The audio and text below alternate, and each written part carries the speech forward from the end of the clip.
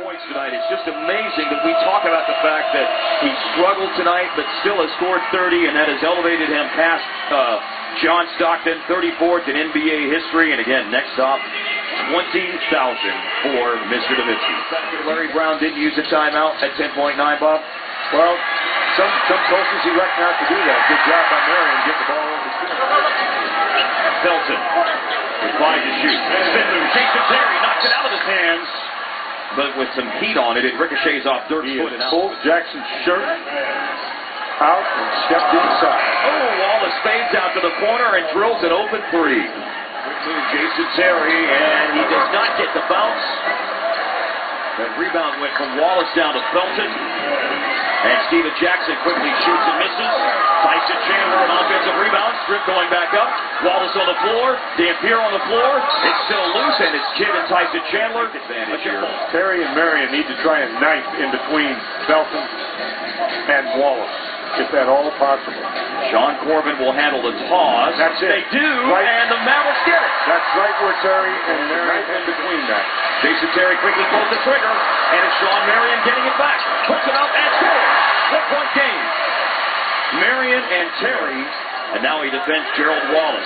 Backing in the paint. Comes up short at Dampier. Nowitzki backing in on Wallace. Drives baseline. And he locks it up for Dampier to give Dallas the lead. But you see the here. Jackson steps back to the three-point line and misses. A new ball foul on Gerald Wallace. 24 to go. The Mavericks in overtime lead 89-88. Ooh, Wallace just had some very unkind words. It's Dirk the top of the key jumper. Yes, sir! Great execution. And great emotion by Dirk after nailing the shot to give him 32 points. Timeout taken by the Bobcats. And Wallace and Terry collide with each other here as the timeout was being called. Charlotte is upset about this, and the officials are going to have something to sort out. As a matter of fact, they just called a technical foul on Jason Terry. It was why he wanted the technical. You know, sometimes you don't see those screens, and when you run into them like that, I don't know. I don't know about that. Felton to Steven Jackson trying a 2 to tie. He was on the line and ties it at 91. So a Dirk driving in the lane, and it was blocked, knocked out of bounds by 125. 5 on the shot clock for Dallas. Throwing in. And it's an inbounds foul committed by Charlotte. That's 2 free throws. Chandler fouled the last 2 minutes of overtime. In my enthusiasm, I thought that it is an inbound foul, but in this situation, it's now what you call an away from the play foul. And so it's 1 free throw, and you keep the possession. That was instituted back in the day because of the Hack-a-Shack. That's where you want to go. 2-man play, Terry and Dirk. Moving right, Jason Terry. Dial switched on him. And you've got Felton covering Dirk. On the spin. Ducks in the lane. Kicks to Terry.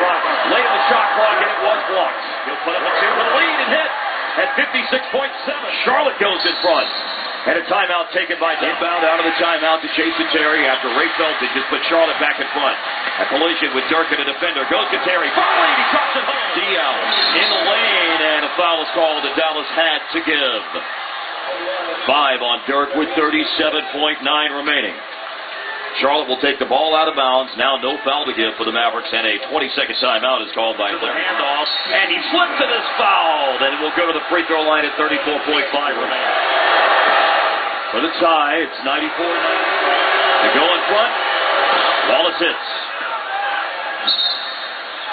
Timeout Dallas at 34.5. 10 straight against Charlotte. The Mavericks have never lost to the Bobcats since the Bobcats came into the league in 2004. They're the only team in the NBA that the Bobcats have yet to beat in the Bobcats' first 5+ years in the league. And it does at 34.5. No foul to give for Charlotte. And the Mavs need a bucket to go back in front. Dirk against Boris Diaw. Spins back to the bank. Tough fade away. Right! Wow. These two teams trading plays down the stretch in overtime. Dallas goes back in front. A handoff to Felton in the backcourt. Dirk gives Dallas a 1-point lead. Can Dallas get the stop? Shot clock and game clock basically even. And a foul is called on Dallas. Yeah, they got Kidd for running over Wallace.